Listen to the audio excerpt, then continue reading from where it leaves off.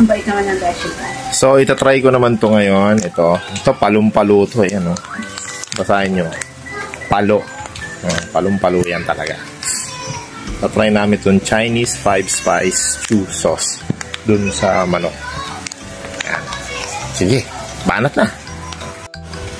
So, sabi dito, marinate muna yung favorite nating meat or chicken. So, susubukan ko muna sa konti lang. Bali, 4 na slice lang to, no?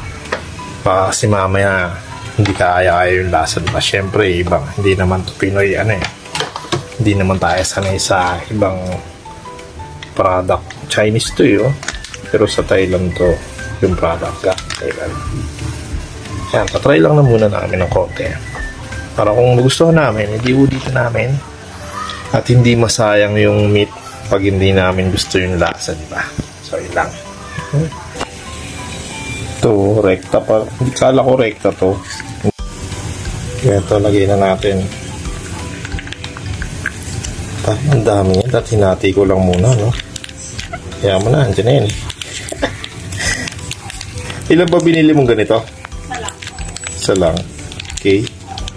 At least para matry. Yan, marinate lang muna natin. Tipid tayo sa memory. So, yun nga, habang minamarinate ko itong ito, kumukulo na ang nilagang itlog natin. Tama na yan. Ayun, no, stir fry daw, no, sabi, no. Kagagi. Hindi ko alam kung tama ito, no. Kaya na-version ko lang.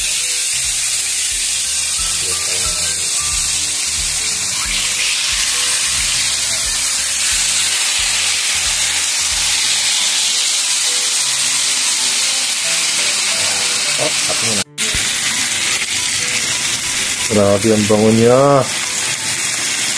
Ang bango niya. Wow! Tingin ko okay na to. Kaya haluin muna natin. Ito siya. Tingnan na natin.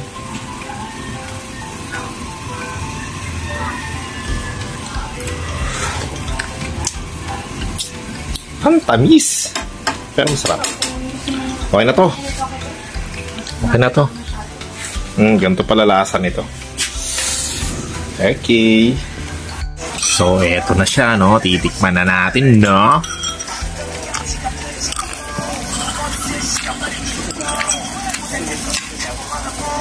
Walang lasa.